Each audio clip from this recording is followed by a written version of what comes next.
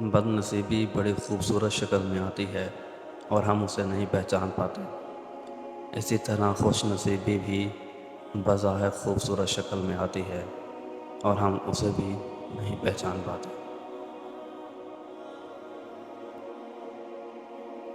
برے لوگوں کو بھول کر اچھے لوگوں کی تلاش سے کہیں بہتر ہے کہ ہم لوگوں کی بری باتیں بھول جائیں اور ان کی اچھی باتیں تلاش کریں۔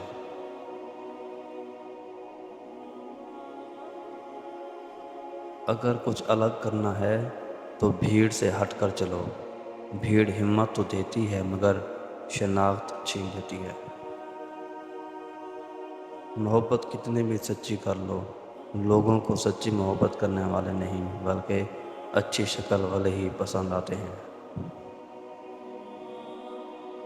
زندگی میں آگے بڑھنا ہے تو بہرے ہو جاؤ، کیونکہ بعض لوگوں کی باتیں مایوسی میں اضافہ کرتی ہیں۔